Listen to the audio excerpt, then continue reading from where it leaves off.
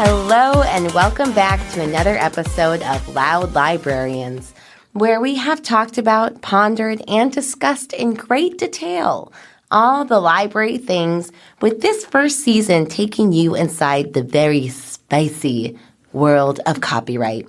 I'm your host, Hannah. Hey, and I'm Amber. Hey, Amber. Hey. Well, our dear listeners, this is our final episode of season 1. Mm-hmm. So we decided to switch things up and go off the beaten path, if you will. In this episode, we will get into the mysteries of the library. Oh, this is like so up our alley. Now, Hannah and I have been at Fordham for, I'd say, 5 years now, right? Yeah, about that. So we're like mere babies to the library mysteries and myths and legends game, ingenues, if you will, even, which means we had to bring in a heavy hitter for this special pod. A Walsh Library mystery connoisseur. Our guest is the Access Services and Space Utilization Assistant in the Circulation Department here at Walsh Library. But all around, he's just a great guy. Super guy. Awesome guy. We are so excited to welcome the one, the only, Chris ONeill to the pod. Hello, how you doing? Hi, Chris. Hello. How's it going? Good. Pretty good today. Nice. So, Chris, if today you were a book, what would the title of your book be? Today, I think that rainy days and Mondays always get me down. Oh. Although that's the name of a song, but might be copyrighted. Oh, no. Oh, no. You have another choice? No, that's it. That's it. That's pretty good. Because it's right now it's Monday and it's pouring. So rainy days and Mondays always get me down. So there we go. It kind of sounds like a poetry book. Yeah, or a good picture book. Yeah. Or like a song. Or a song. Or a song. Or dance. Well, I like that title, Chris. I find it kind of sweet, even although Soothing. maybe bittersweet or melancholic, but you know, sweet nonetheless. Well, I think for me, my title might go something like, I Can Breathe Again, a tale of a week-long sinus infection. Oh, no. But it's okay, because I can breathe again. Oh, so it's a happy book. I went to the doctor over the weekend. All right, Very good. Amber. Glad you're doing well. Thanks, guys.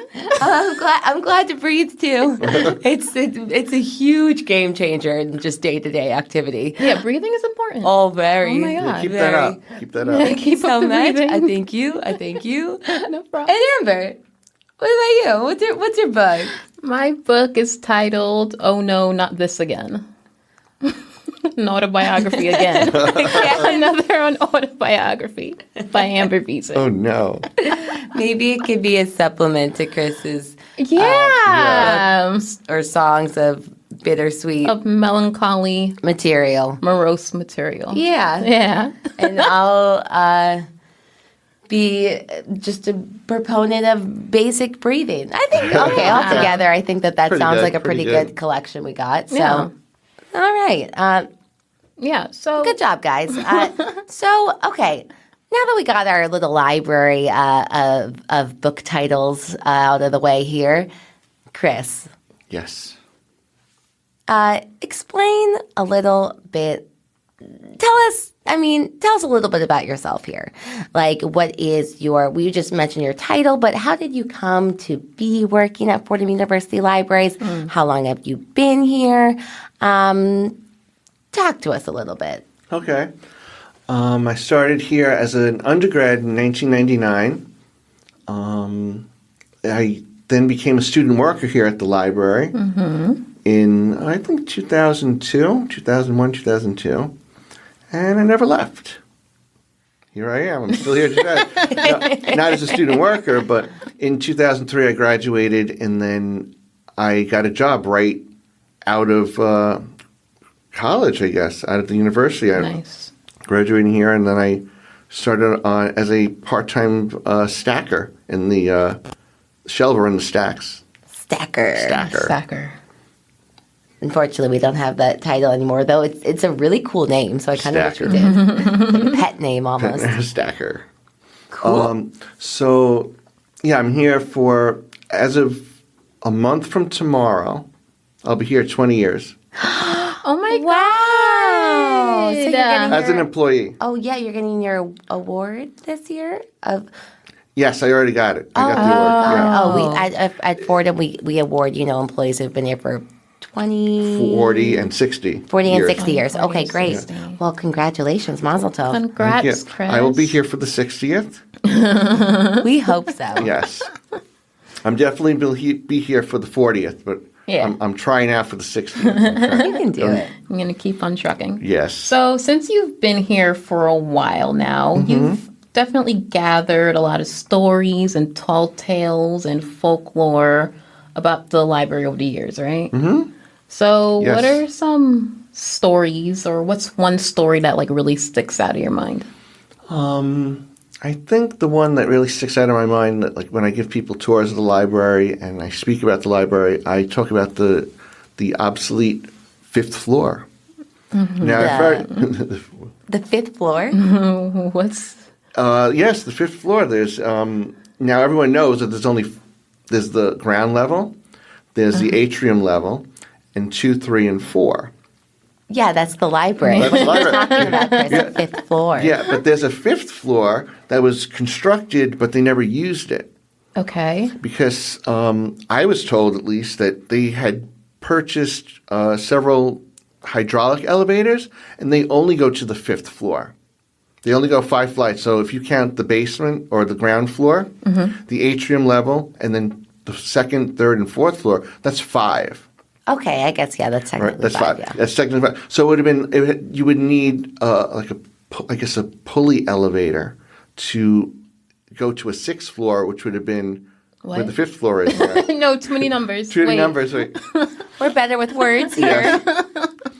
But yeah. So if there is a whole place on above the 4th floor, there's another floor that exists.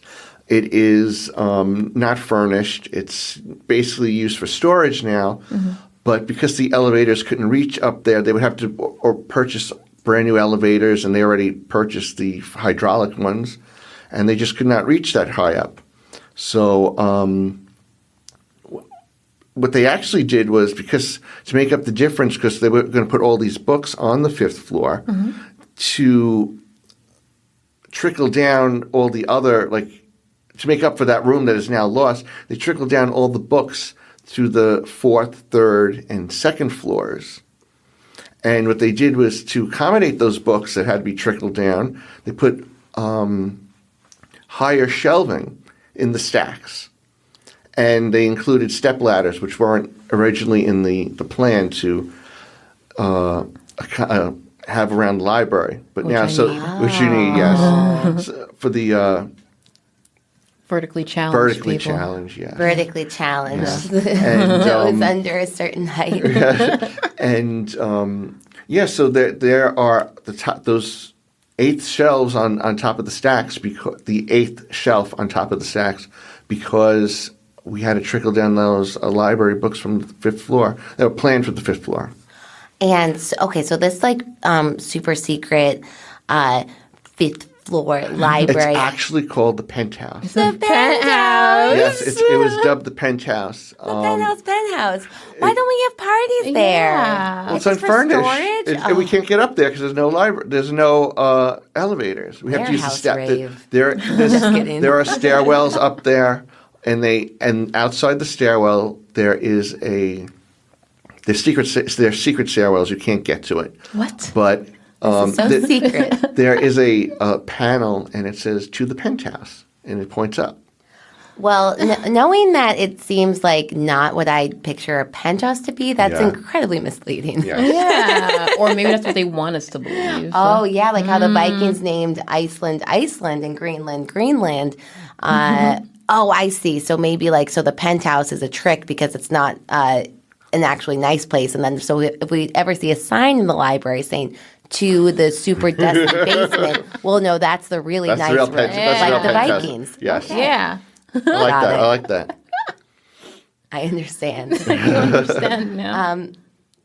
Well, that's pretty enlightening because I always assumed that there was just 4 floors, But you including. could actually see it if you walk a distance from the library. You could actually see above the terrace. There's another Yeah. there's another floor and it's gated, just like the terrace is gated. It would have okay. been like a smaller offset, like just like above the terrace. I don't know. Question. Yes. So the 5th floor was made before the elevators were put in, or vice versa? It was yes. It was made before the elevators were put in, and then they decided to go with the hydraulics that could only reach a certain height. Oh. And then there was some bad planning with that. I guess I don't want to like ruin anyone. Whoopsies. I don't want to ruin anyone's architectural career, but It's okay. It was now almost 26 years ago Almost when 26 the years. Walsh Library opened. Yes. Yeah. this In month, October, next month, October of 1997. That's correct. Yeah, the 25th, was it?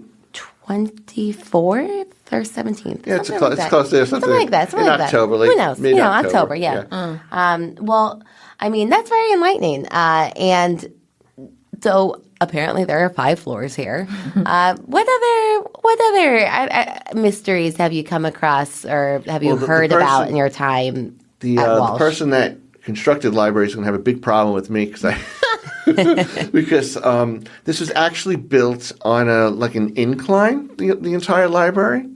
I was not here for the construction. I'm not that old, but I started here when maybe the building was like 5 years old or something like that, maybe a little bit older. But anyway, I was told that this was by several people now that this was built on like a natural like a slope where whenever time it would rain, it would fill up. Yeah. This whole area where the library was built upon would just fill up, and there would be ducks there. It would make an actual pond. So that led to some problems when the library opened, and it would rain a couple drops, and the place would flood out. And boy, does it rain Boy, and does it flood rain and over flood. Yeah. in this library. Oh my goodness, we've had 2 major floods. The first one when they first opened. I wasn't here for that, but it was pretty bad. And then the past one 2 years ago, 2021, Yeah. Hurricane Ida. Yeah. That one was like Brutal. That was like devastating because it wiped out like the entire like bottom floor for like 15 months. We weren't able to staff the bottom of the ground floor of the library. Yeah. It was bad. If you guys want to look at some pictures of it, you can visit the Walsh Library Research Guide on the Fordham Library's website. It's very good. It's very. There was some we saw videos that were taken by people in the building at the time, and just like potted plants were like floating by. Floating, yeah, it was I so remember that bad. video. That It's a video is lot of horrible. water. All the like, sewers backed up. It was not. It was only. It was also coming through the windows, but the toilets and all the sewers backed up, and anything that had. Yeah, we lost a lot of like things that libraries are trying to keep and preserve. We lost a Yeah. lot of maybe dissertations and things of that nature, and it's very hard for me to even talk about because it breaks my heart. Yeah. Because that's what we're trying to preserve, and those were people's works. Yeah. And it was, someone worked really hard, and we were very good because we were digitizing things at the time. So what we lost was very, very minimal. It really affected our government documents department. A lot of everything that was on a lower shelf was just had to be tossed because it was at that point it was a biohazard. It was sewer water. It was kind of smelly. Yeah, and I was down in the government documents surveying because that's part of my job. I'm the space utilization person in the library now. I was like, how are we going to use this space? How are we going to utilize it? Well, first I got to clean it out. Yeah. It was really bad. But we bounced back. We're very resilient here at the library. We're doing really good now, I think. Yeah, Right? I They redid the entire bottom floor. It's the ground floor, sorry. And The it lower looks, level. The lower level. And it looks really, really good. And Yeah. it doesn't smell bad anymore. Hooray! All right. Yeah. But that was really tragic. But I'm glad that we bounced back. It took a little while. Yeah. And I think it was September 1st. I think so. It was a Wednesday, I remember. Right. And We all remember the first night of September. yeah, Instead of 21st. that's another song. Copyright. Yeah, It's a parody. Oh my goodness. It's fine. It's fine. Okay. Other stories. I'm trying to think of other stories that we have here at the library. Well, I mean, is there any sort of, I don't want to say like ghost stories, but like a spooky There is occurrence one. of something? I mean, you know, it's This an one old that campus. comes to mind. I think every building on campus has a ghost story, but this So is the true. one that belongs to the library. I've never encountered this, but several years back, there was an older gentleman who was apparently helping students with their homework at night. And he would go around, like, see the students struggling. He was very nice. He was very pleasant. But he would go over them. I don't know how he would know that they were struggling, but he would know every single subject and would give them like a little tutoring lesson and help them write their papers and stuff like that. And then he'd pass and then he'd go away. When And you say older gentleman, do you mean like, and they dubbed him as they just assumed he was a Jesuit. but like, is he like a real, like, is he Yeah, was it- someone was- off of Fordham Road or from Murray No, Michael here? no. Or We something don't- more ominous. No, from no. a different We realm. we don't know where he came from or where he went. So they he's like kind of like a ghost. He's a ghost? An apparition. But so of course being at Fordham, they have dubbed him the Jesuit ghost of the library, as they always help us here. The Jesuits are always their focus is on education, and he Yeah, was going around true. helping people late at night at the library. See, I would sage. I would. But he seems like, I mean, honestly, No, seems like the type of ghost he's you want very around. benevolent. Yeah, he's helping. And with he's all helping the people with homework. homework. But he do like chemistry, English, all sorts of like He's knowledgeable. economics, everything. So he was like Wide a chat range. GPT before Yeah. chat Yeah. GPT. So I mean, that's we one- should try to get him back here. Can Yeah, I we know. stage him He- back? Yeah, can we conjure him? Yeah. Oh my god. I never met the guy, but All right. Well, if anyone has any information, please any contact information Hannah. about this guy, yeah, just email us, DM us, Tweet us out. Tweet us out. You know, because Tweet at us. maybe just to we want to consult the guy I just about need a name some and a birth date. That's all I need. basic daily functions that Birth maybe date, he could or could not do 1847. for us. Me, but well, that was very spooky and enlightening. I mean, Yes. thank you, Chris, Unsettling. thank you for telling us about all of the mysteries of the library we have here. I mean, you know, who knew? Like, you think you know a place, but really, You really do don't. you ever? So, Chris, is there anything else that you want to mention, talk about? What's on your mind? Anything else? Not really. No, I'm kidding. No, I'd like to say that I have I have wonderful memories here in the library. It's really difficult for me to just pick a few stories to recount for the podcast because we only have a certain amount of time. But like I said, I'm here for 20 plus years as a student worker. And I've seen a lot of people come here, a lot of people pass through these doors. Yeah. And wonderful people. I mean, that's just like the Fordham way. That, like, I don't know how to even explain it. I love my coworkers. I love the people that I work with. I love the building I work in, of course, and I love what I do here in the building. But it's more, we feel like a family.